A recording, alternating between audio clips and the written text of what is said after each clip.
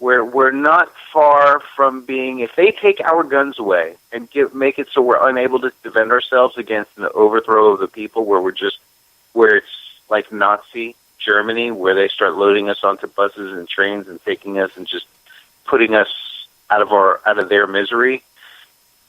If we don't stop that, it seems like we could be headed that way. And I've had people attack me on Facebook and through email saying that that's fear-mongering, but it's realistic to think about it. It has happened before. But you know what? The times were different. The people weren't as educated. They didn't have the internet. Even if it's false or fake news or whatever, news coming over. Right. But people in this country, in our time frame, okay, if you started taking people's guns away in mass, I think the government wouldn't be able to control it. Not in a conventional way, because I tell you, there'll be people rebelling faster than you count to three. It isn't going to be like the lambs going to the slaughter time. It's going to be where people are going to say, fuck this. Pardon my language, I can say that. We're not on terrestrial radio yet. But, I mean, people are going to get upset, and they're going to say, you're not taking my gun away. And if you take my gun away, you're going to find out what it does. Yeah. And I think you were right in using that word, because I think that's exactly what people will say. And that's exactly what they don't want. They don't want there to be a rebellion. So what are they doing instead?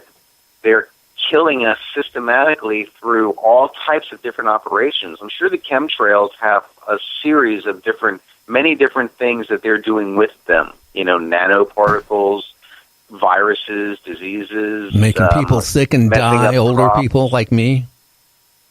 Yeah, they don't want you around. They don't want me around. I'm almost 50. I can't even I couldn't join any kind of young person's job. They wouldn't I'm done. We're outdated. You and I, we're done. They're looking at squeezing the most energy they can out of people from 18 to 35 or 40.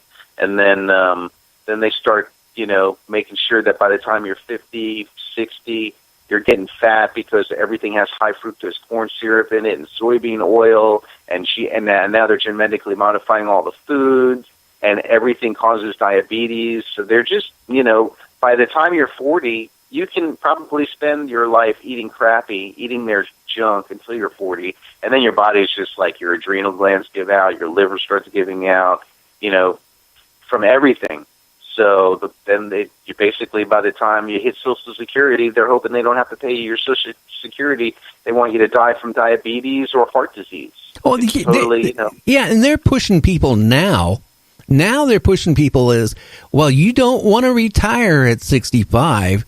You want to wait till you're 70 to retire. Oh, so my God. Drop dead on the job. Good. Yeah, you know what it says? Yeah, you'll get a lot more money a month from Social Security, right, if you wait to 70. But if you look at the statistics, how many people die around 70? So they're actually saving money by telling you if you wait to 70, you're going to get this much more money a month, which you're looking at, or a year, because and they can continue taxing your income at the highest possible rate. Yeah, they lead you on. They say every year you wait to not draw your Social Security, you make an extra 8%. So if you wait, the 5 years or 6 years, look at all this money you're going to have. Oh, great. You're going to have money for a couple years maybe, and then you're dead. And then that money stops. It doesn't go to your relatives. It doesn't go to anything where it doesn't even go to bury you. You get $250 from the government to help bury you. Might bury you in a freaking cardboard box and dig a hole in your backyard. Exactly. That's pretty much. And you can get arrested for doing that. I think it's abuse of a body. Oh, probably. And they put us in this whole situation on purpose. I mean, that's the thing. Our number one need as living souls is survival. That is our first basic desire, to survive. And they have forcibly attached the Federal Reserve notes to our survival. If you can't earn enough of these, you can't or you can barely survive. And it gets bad, because when you're near that point where you can't even afford to survive, then you don't get medical care, so you can't go to the hospital, and you can't get shelter, so you suffer out on the street, and you can't get any kind of sustenance, so you're starving. And that's all because of this manufactured concept of the Federal Reserve banking and monetary system, and it's all just a big scam. It does not have to be that way at all. It's intentional, and it's disgusting. Well, But there's a way we can start putting out the solution, because you and I can sit here all day long, and everyone's listening, and they're agreeing, yep, that's a problem. Yep, that's a problem. Yeah, they're right. They're talking about the problems, and we are, and I think it's setting the table for now, that we start discussing over, time, because I know you want me to be on the show more, and I want to, because I want to start getting people rewired so we can start getting into the solution, because that's what I did. When I got out of the government work in 2006 and I resigned because the National Security Agency did not want to implement my solution to end terrorist activity, I said, that's it. I'm going to take this from a solution standpoint. I don't care. I dissect the problems, and then from those problems, I'm going to start putting down on paper a solution. And then when I've got it figured out, I'm going to start telling all the people, as many people in as many ways as possible, every day, in every way, just like what we're doing right now, the solution and how we can turn the ship around before it's too late. Well, you better do better than what somebody did, because somebody, when they were running for president, right, said they had a budget all, written up, which they didn't have. Nothing. Nothing. It was just all talk. So we better back up what we say here on this radio. Yeah, well, with this, you don't really need a budget.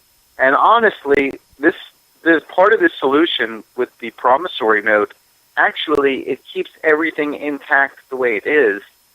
But what it does is it gives us our value back, because if the Federal Reserve is a corporation, and each of you living souls, me, you, Gary, your audience, we've all been converted to citizens. You're here experiencing life as a living soul. At your core, that's what you are. That's what I am. We are living souls. We are in this reality, whatever it is, experiencing life, and we are living here as a soul, having a physical experience. But you are a soul. You're not born as a citizen or a resident or an individual or person or domiciled or taxpayer.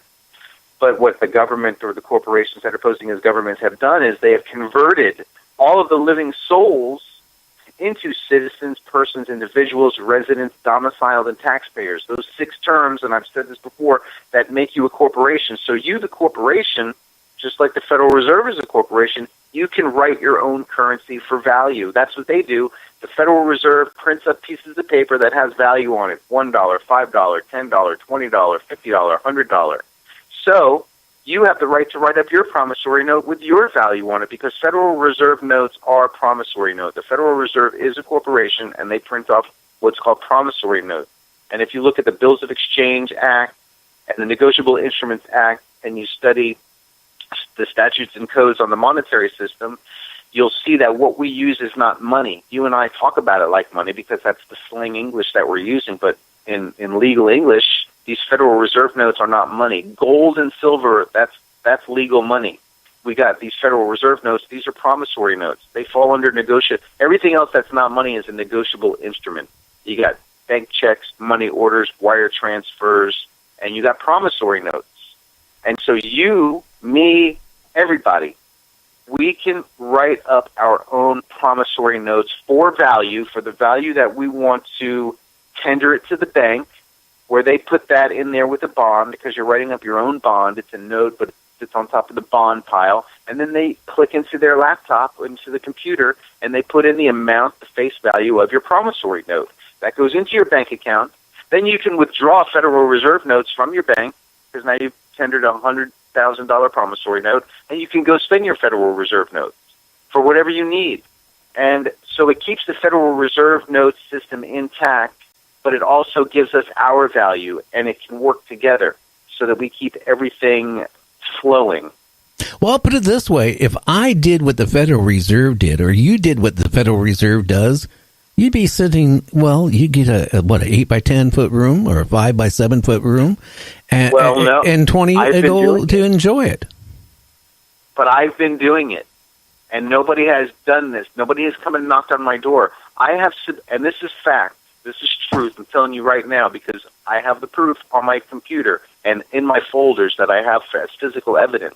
And I want people from your show, if they don't believe me, to email me or message me on Facebook, and I will show them the documented evidence that I have of the $275 million in promissory notes that I have personally mailed, tendered to 16 different banks, the IRS, the California State Tax Franchise Board, the Denver Department of Motor Vehicles, and the Los Angeles Department of Motor Vehicles, and the Augusta Richmond County Courthouse. I've tendered them all promissory notes. And what has happened, though, at this point? They tell me that they do not accept promissory notes. That's what they tell me. They won't accept my legal tender. And I tell them, well, Federal Reserve notes are promissory notes, so you're accepting their promissory notes. You're just prejudiced against my promissory notes. This is legal tender. You have to accept it. And they say, sorry, we won't accept it. And they won't communicate with me after that. They say, do not communicate with us any further. Do not send these to us. They will go unanswered, and they shut me down. But not and I submitted a $2 million promissory note to the Space Coast Federal Credit Union here in Brevard County, Florida, and they shut down my account. The chief financial officer resigned and wouldn't talk to me because I sent it to him. And I went to Florida State Attorney General Pam Bondi, and I told her what happened, and she told me she refuses to discuss promissory notes with me. So the chief financial officer of the Space Coast Credit Union resigned after dishonoring my note. Why did he resign? Because he committed a felony. It's misconduct in public office for dishonoring my note. He violated the Bills of Exchange Act, the Negotiable Instruments Act, and Statute 73-10 that covers offer acceptance and these negotiable instruments. So I've put them in legal jeopardy. No one's knocking on my door and dragging me to jail saying that I'm committing fraud. I did the research on the promissory notes. I put them together legally. These are solid, sound instruments that must be accepted for value, but they are not. They're dishonoring them. They've put them all themselves in legal jeopardy, and I'm starting a class action lawsuit.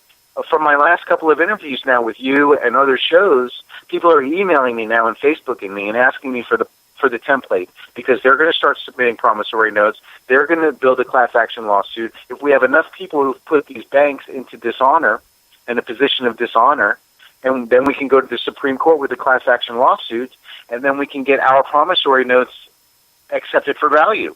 Once we do that, poverty is over. Crime immediately diminishes by 90% because most of the crimes going on out there are based on poverty and the financial system.